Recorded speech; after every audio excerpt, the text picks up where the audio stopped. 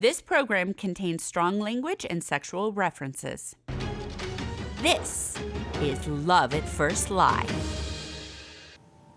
Jake. Alf, let me turn. When I look at you, I see a man who would give me the shirt off your back, and that is something I've never had with anyone else. When I look in your eyes, I can see a man who does genuinely love me. Jake and Alfie, it felt off to me. It didn't feel genuine. Something about it didn't feel like it was going deep enough. You came into my life at such a low point, a really, really low point, and you really did come in, all guns blazing. But it needed to be done. I needed to be saved, and you really are my hero. I really love you, I really do. I just feel like it's the same old shit now, and I don't understand why no one can see it. Thank you for being so honest with each other and with all of us. Arabella? God, I don't know where to start. You're so loving, you're caring, you're the most incredible soul and person. And yeah, and I really love you.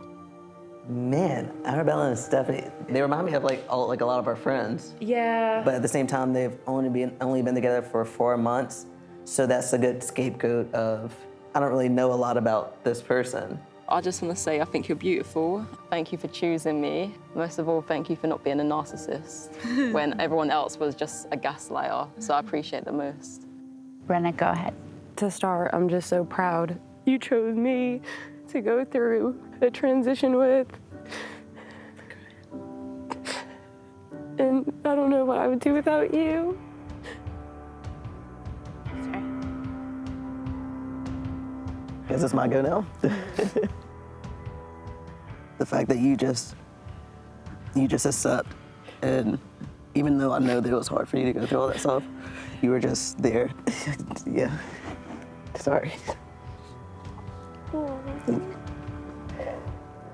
Secretly, I rely on Brenna to speak a lot for me, and so I'm really hoping that as we go through this, like, I'll find my voice and won't have to lean so much on her. We're definitely coming in like more as a chill, like kind of watching. Yeah, because we do have different personality types, trying to just like play it cool. I'll pick up on more of the smaller cues, and Brenna picks up on more of the like verbal cues. Like I'll remember things what Brixton remembers. Like the movements. And then I'll remember words. So we think it should balance. We're gonna be pretty fun. We're gonna be all right. Yuri and Alicia? You underestimate yourself and your abilities. I think you are so powerful. Aw.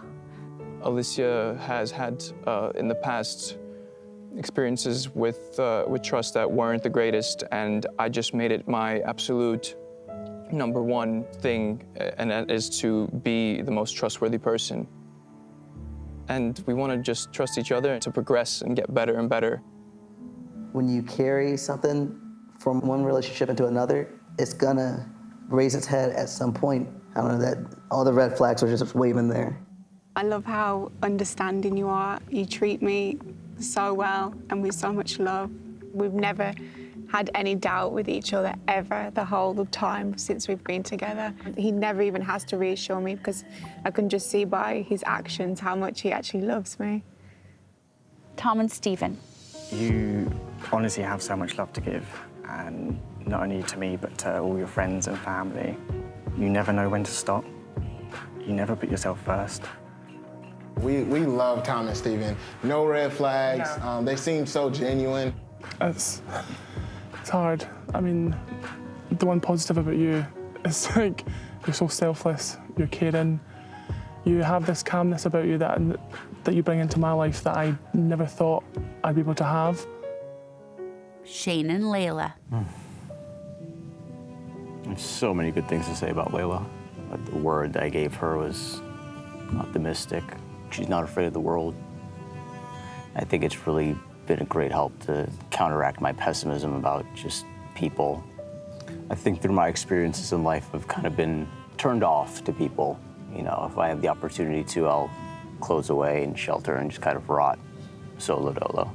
I think by the time I met Layla, I was kind of easing back into just interacting with the world, talking to people, you know, trying confidence on for the first time. I'm very wary, I'm kind of closed off, used to people being malicious and spiteful. Driven every day, sometimes it scares me. Sometimes I find myself waiting in bed to get out there and see things and experience life. Shane, are you a narcissist? All you did was talk about yourself and not your partner. You know why? Because that's not his partner. So I've kind of found comfort in being able to isolate myself. He was literally talking and talking and talking. Life is meant to be lived and experienced, and you can really let it pass you by.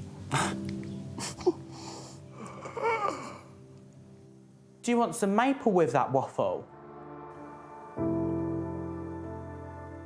I think the thing that I love about you most is, like, absolutely nothing is off limits. When we talk, the baggage that I came with, I'm able to, like, work through those things with you. You don't judge me. I don't feel like I have to compromise in my relationship. I feel like I've been so restricted. Maybe if they're a fake couple, then maybe they felt like they needed to overcompensate and give a long, exaggerated story. Exactly. Lawrence. So, Brandi, you know I'm not good at this. You're beautiful, obviously, but I'm in love with your mind. I just want to thank you for being with me through all of the experiences that we've had, especially, you know, my grandmother. You good? You've been my rock. I mean, you saw me in summer camp, and I really do think you knew you were going to spend the rest of your life with me, and I didn't see it. I searched a long time looking for somebody, and you were right under my nose the whole time. My criticism is, I guess when you're on your social media, you're not really listening. I know you're not listening.